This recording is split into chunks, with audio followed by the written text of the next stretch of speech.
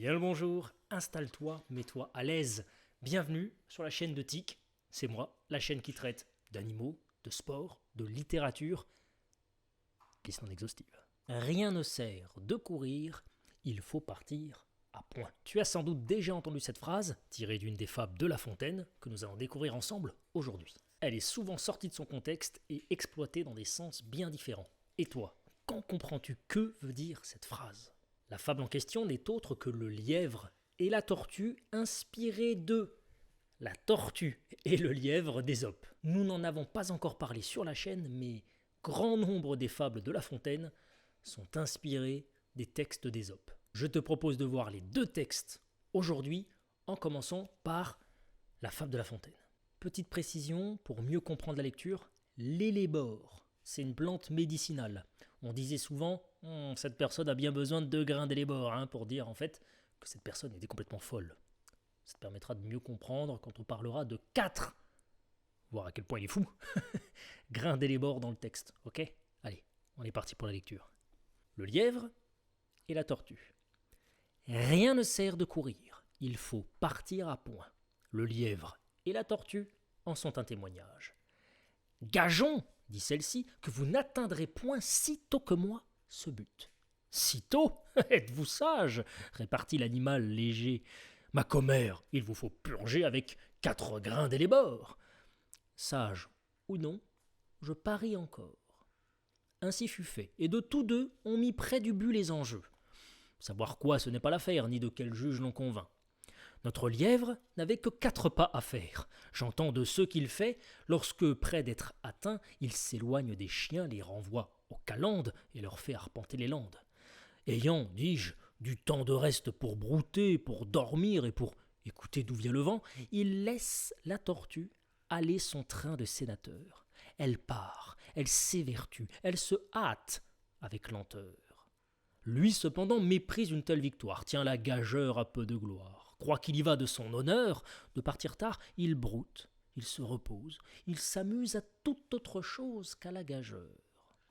À la fin, quand il vit que l'autre touchait presque au bout de la carrière, il partit comme un trait. Mais les élans qu'il fit furent vains. La tortue arriva la première. « Eh bien, lui cria-t-elle, avais-je pas raison ? De quoi vous sert votre vitesse ? Moi l'emporter ! Et que serait-ce si vous portiez une maison ?» Livre 6e, texte 10. La tortue raille un peu le lièvre dans le texte de La Fontaine. Que serait-ce si vous portiez une maison ?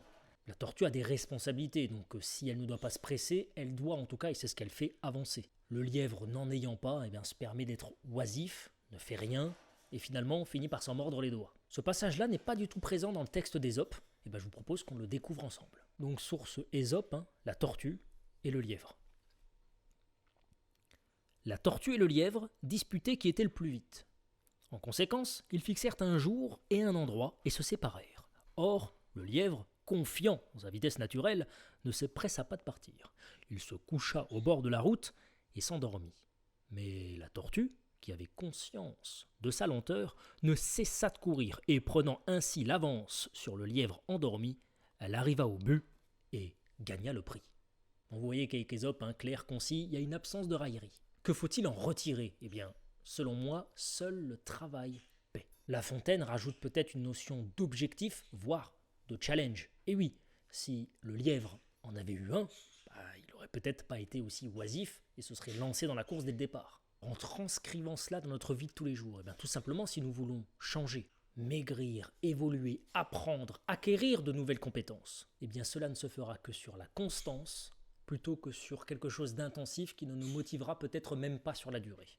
Notre ami la tortue va bien moins vite que le lièvre, mais ne s'en décourage pas. Beaucoup de personnes tentent quelque chose. Se muscler, apprendre à jouer d'un instrument, plus simplement se lever tôt, mieux manger, peu importe. Et abandonnent rapidement car n'observent aucun changement sur le court terme. Ceux qui réussissent sont ceux qui sont capables, comme la tortue, de poursuivre leurs efforts, de se remettre en question au besoin, mais avant cela, de se tenir à leurs convictions, décisions et, cette fin d'année c'est la période propice pour cela, à leur résolution. Voyez notre ami le lièvre, il est persuadé de remporter cette course sans fournir le moindre effort. Un peu comme un fumeur qui se convainc lui-même qu'il arrêtera quand il voudra. La fameuse conviction du j'y arriverai quand je voudrais, quand je l'aurai décidé. Demain j'arrête, qui au final empêche tout simplement ces gens de se lancer. Et d'ailleurs, quand le lièvre se décide enfin à y aller, il est trop tard et ne parvient plus à son objectif qui pourtant paraissait si facile et accessible. Mieux vaut de petits pas réguliers que de se lancer corps et âme quand on est face au mur. Les étudiants adeptes du dernier moment savent très bien de quoi on parle. Dans quelle catégorie étais-tu? Pour rendre ce DM donné il y a 3 mois, quelques exercices jour après jour ou la découverte du sujet à 20h la veille de la date fatidique? J'étais dans cette deuxième catégorie et du coup je peux dire que même si, ou plutôt quand, elle fonctionne, on n'est jamais vraiment satisfait. J'avais conscience qu'avec plus de temps, j'aurais pu faire bien mieux. Reprendre ce graphique un peu brouillon, parfaire cette rédaction, éviter de recopier à la va-vite sur la copie d'un collègue. On a beau être doué ou avantagé, par exemple par une bonne génétique dans le sport. Sans travail régulier, quelqu'un avec des lacunes, ou une génétique un peu moins avantageuse, finira par être meilleur. Alors bien sûr, si le lièvre avait mis autant d'ardeur à la tâche que la tortue, celle-ci n'aurait eu aucune chance. Mais la vie n'est pas ainsi faite.